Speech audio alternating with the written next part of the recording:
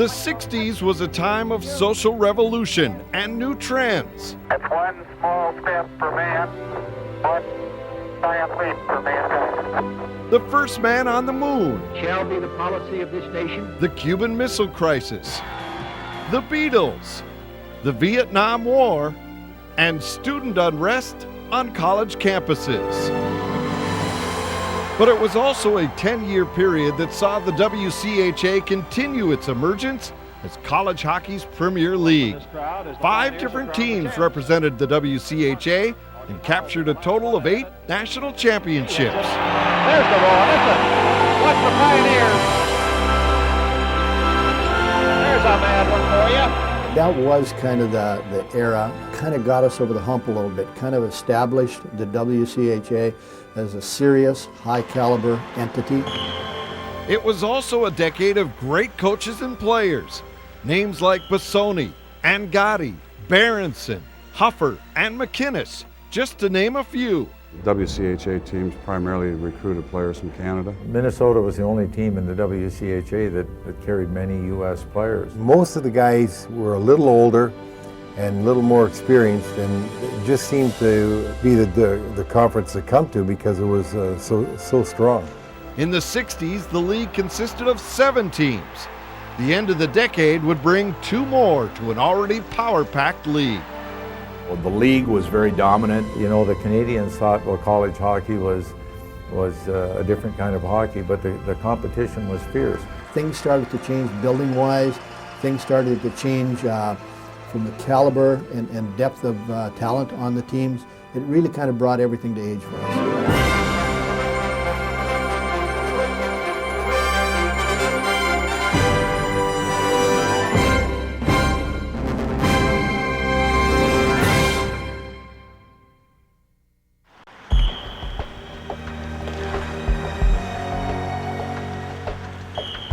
Just a committed man, stood to his principles, expected you to stand to the principles. He knew how to motivate a hockey team.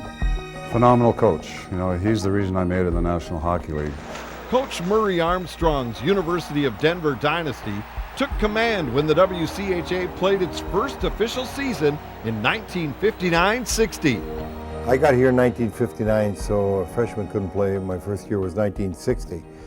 And I had the good fortune of playing against Denver, which I think is the best college team that I've ever seen. That team was just the most dominant in college hockey, and no one was close to them. The Pioneers won both the league and the NCAA titles behind Bill Masterton's scoring, Marty Howe's defense, and George Kirkwood's goaltending.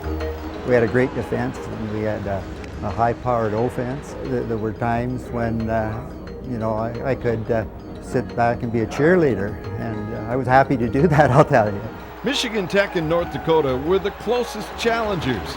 Tech battled the Pioneers to the national finals before losing 5-3 at Matthews Arena in Boston.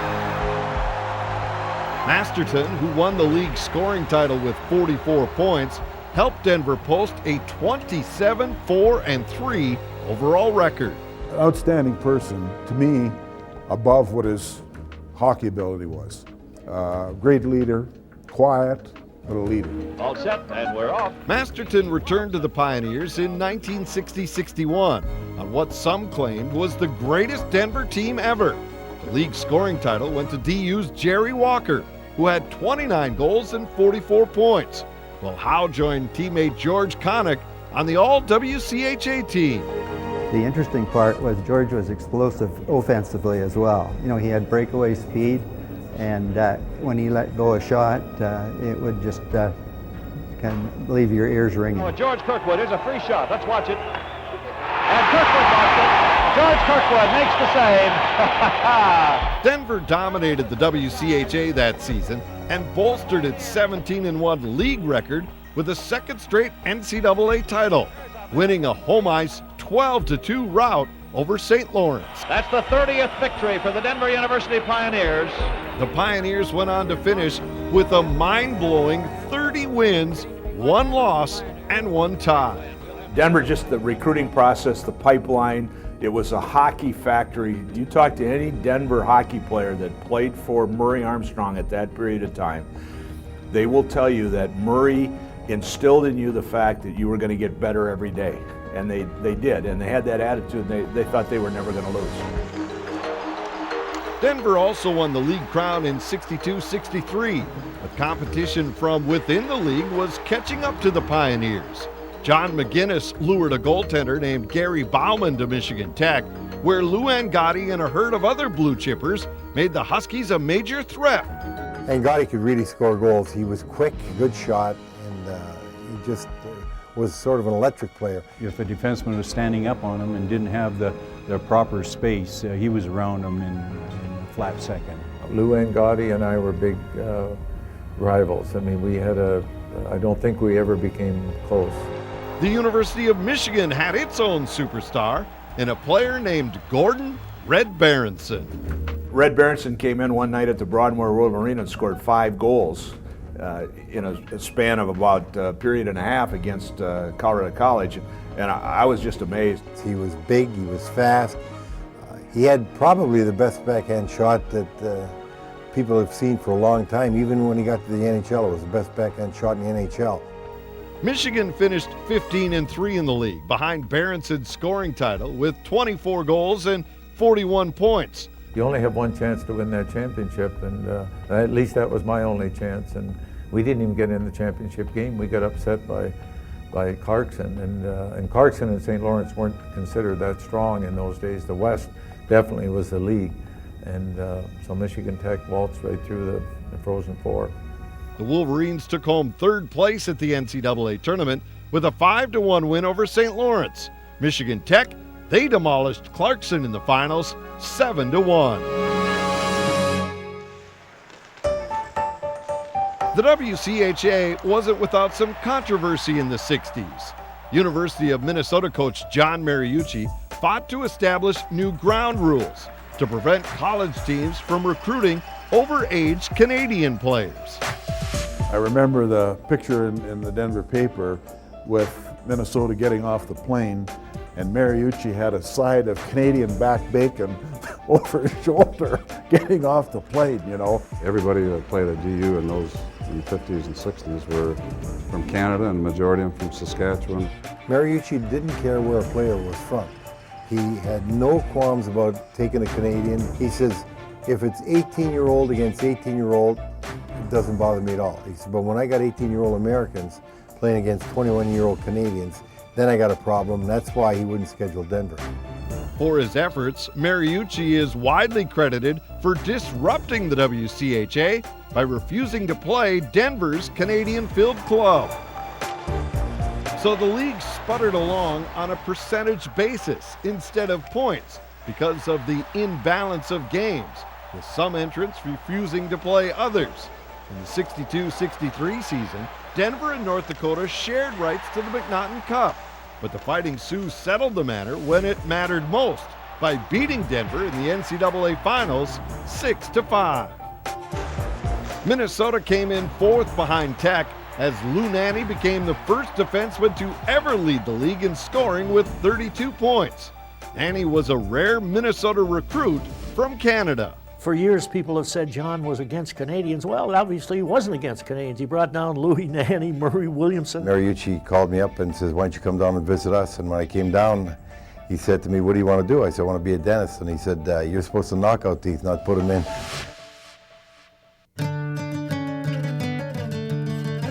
The University of Michigan moved back on top of the conference in 63-64, while Denver finished second. However, the Pioneers did beat the Wolverines 6-2 in a showdown in Ann Arbor to win the McNaughton Cup as league playoff champ.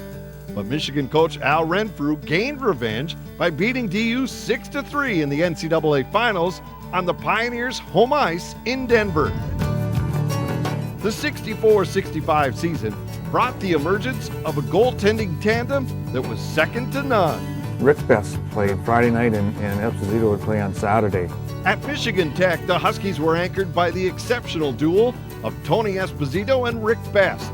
Esposito, of course, went on to great fame in the National Hockey League, but in college, Best was equally as good.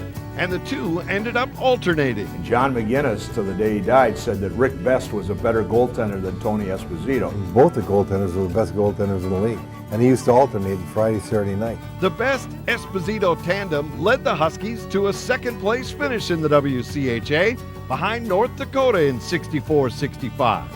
Michigan Tech went on to win the NCAA title, beating Boston College 8-2. The 1965-66 season was a pivotal one for several reasons.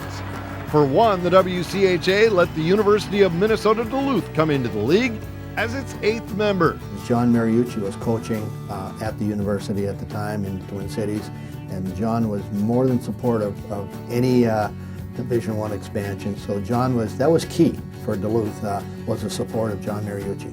The league race was won by Michigan Tech, which went 15-4-1 as Esposito recorded a .932 saves percentage. And Michigan State established a standard for late blooming teams by rising up at playoff time to win 3-2 at Michigan and 4-3 at Michigan Tech to reach the Final Four in Minneapolis. Incredibly, the Spartans surprised Boston University 2-1 in the semifinals and then shocked Clarkson 6-1 to win the NCAA tournament. We got them 2-1 or something, second period. Next thing I know, there's Mariucci down at the bench. He says, we got to watch it. We got to win this game. I said, John, get the hell off my bench. He says, I get a penalty for having, you're only allowed one guy. Now they got 3 or 4 guys. So I had to shove Mariucci off the bench so he wouldn't get a penalty.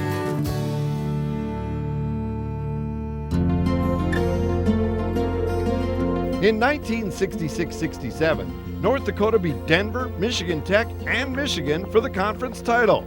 But Minnesota Duluth's pint-sized Keith Huffer Christensen stole the spotlight, winning the league scoring title with 15 goals, 31 assists for 46 total points.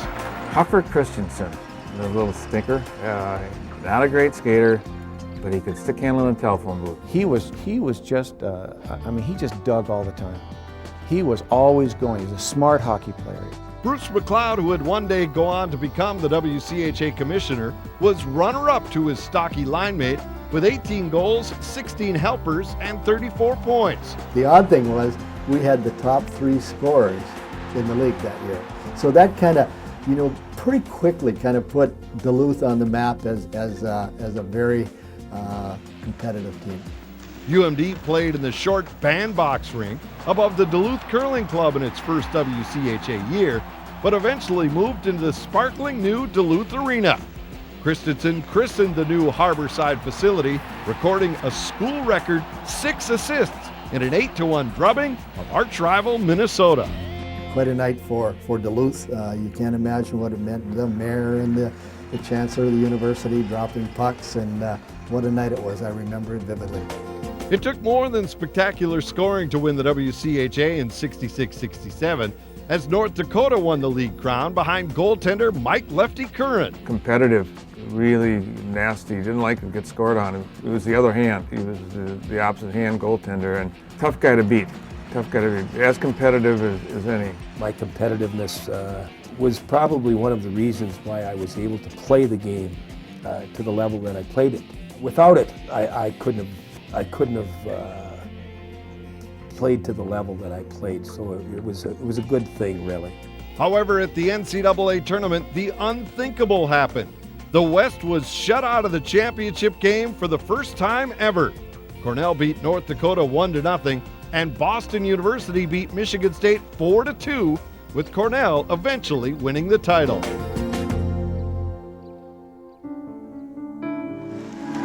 Denver returned things to normal in 67-68, winning the league title at 15-3 and the NCAA title by beating North Dakota in an all-Western final at the Duluth Arena. No score with 10 minutes to go in the game, and we beat them 4-0. Once we scored that first goal, it kind of opened up the floodgate. The 4-0 championship victory met Denver after starting the season 6-5-1, finished the season with an incredible 22-game winning streak. Probably one of my greatest memories of my whole hockey career, including what took place in Chicago for 21 years. Goalie Jerry Powers led Denver to a 28-5-1 overall record, supported by defenseman Keith Magnuson and forwards Cliff Corral and Craig Patrick. What a thrill. First shutout in an NCAA championship game. And I was particularly thrilled because of the three seniors. You know, Cliff and Jimmy were our captains. Jimmy Shires was the guy that sent me to Denver. He recommended me. So, you know, those three guys, I mean, if we hadn't won it, they walked away without winning it. Denver lost the narrowest of league races to Michigan Tech for the 1968-69 titles, and both teams advanced to the Final Four at the aging Broadmoor World Arena. But with the speedster George Morrison leading the way, Denver crushed Harvard 9-2 and won the NCAA crown by beating Cornell 4-3 in the final, a fitting finale to a fantastic decade. People compare the 68 team to the 69 team, and I think we were just as strong, if not stronger, in 69 than we were in 68. And we had a lot more confidence. We'd played together more. We just knew that we could do it. Yes, the 1960s, with all its great teams, players, and coaches, was a decade of WCHA dominance that may never be surpassed. It was kind of an emerging time. A lot of people outside of the WCHA didn't have a whole lot of respect. But those teams during the 60s, they kind of really brought the league to age a little bit, I think. If we got a reunion of all the guys that had played in the WCHA together and started talking about what has gone on, to win over 50 NCAA championships over the years and to be the dominant force. And so we were the impetus for the strengthening of college hockey all the way across. My one takeaway from my college career is the great group of guys that I played with. To this day, my college teammates are best friends in the world.